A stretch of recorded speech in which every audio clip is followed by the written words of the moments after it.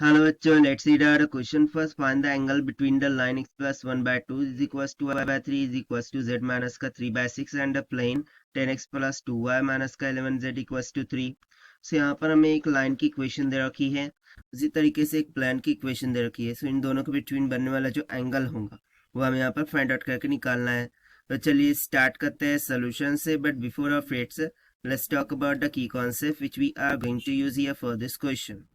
So let suppose कि यदि मुझे इस तरीके से दे रखा हो कि डायरेक्शन रेशियोज ऑफ लाइन, ठीक है, मैं मान लेता हूँ कि डायरेक्शन रेशियोज ऑफ लाइन वो कुछ ए कॉमा बी कॉमा सी के बराबर है. जनरली ये एल एम एन होता है, बट यहाँ पर हम ए बी सी ले रहे हैं. उसी तरीके से यदि मैं मान लूँ कि जो डायरेक्शन रेशियो ऑफ प्लेन है उसको मैं A one B one C one मान लेता हूँ, right. L one M one N one मानते हैं, बट यहाँ पर हम A one B one C one मान रहे हैं फॉर आवर सिंप्लिसिटी. सो जो angle between the line and the plane है that will be given by the formula of sine of theta, ठीक है ना. Sine of theta this is nothing but is equals to क्या हो जाएगा, magnitude of A vector dot N vector. So यहाँ पर हम ये इस तरीके से करते हैं, इसको कैपिटल ए ले लेते हैं, ठीक है. So magnitude of A vector dot N vector divided by magnitude of A vector dot magnitude of n vector. अब यहाँ पर एन वेक्टर क्या है, सो ये बेसिकली नॉर्मल होगा टू द प्लेन, ठीक है ना. This is nothing but normal to the plane vector होगा. तो चलिए इसी कंसेप्ट का यूज करते हुए स्टार्ट करते हैं हम सोल्यूशन से. तो सबसे पहले हम यहाँ पर क्या करते हैं कि जो डायरेक्शन रेशियोज ऑफ लाइन है उसको राइट डाउन कर लेते हैं. So direction ratios of line that we have given here according to question. So line क्या है, x plus 1 by 2 y by 3 और z माइनस का 3 बाय 6. 2 3 6 दे रखा है, यही हो जाएंगे इसके direction ratios, that is 2 3 and 6. उसके बाद हम यहाँ पर क्या करेंगे, जो डायरेक्शन रेशियोज ऑफ प्लेन है उसको रीराइट करेंगे. So direction ratios of plane क्या होंगे, तो यहाँ पर देखिए ये 10 2 माइनस का 11 दिख रहा है ना, यही तो होंगे प्लेन के direction ratios, that is 10 2 minus का 11. So simply by using the conceptual formula I can say that कि जो एंगल होगा, ठीक है ना, that will be given by sin of theta is equals to magnitude of this line vector. So line को मैंने a vector माना है, ठीक है ना.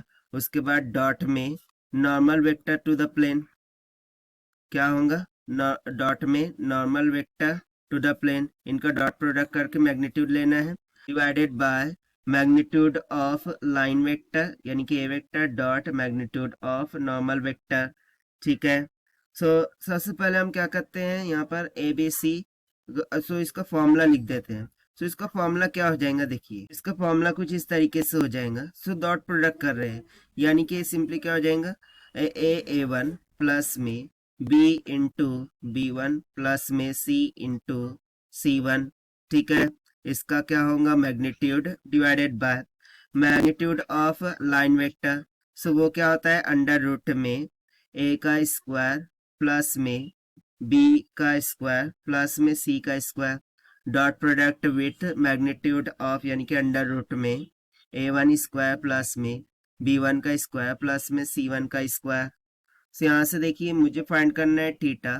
सो theta would be equals to sine, उधर जाके साइन इनवर्स हो जाएगा इन ब्रैकेट. अब ए वन बी वन रख देते, ए वन ए इंटू ए वन रख देते, दैट इज 2 इंटू 10 प्लस में बी इंटू बी वन वो कितना है 3 इंटू 2 हो जाएगा प्लस में सी इंटू सी वन. सो वो कितना है 6 इंटू माइनस का 11 डिवाइडेड बाय अंडर रूट में. तो डिविडेंड में क्या चलेगा, सो ए का स्क्वायर यानी कि 2 का स्क्वायर प्लस में 3 का स्क्वायर प्लस में 6 का square dot product with magnitude of normal vector.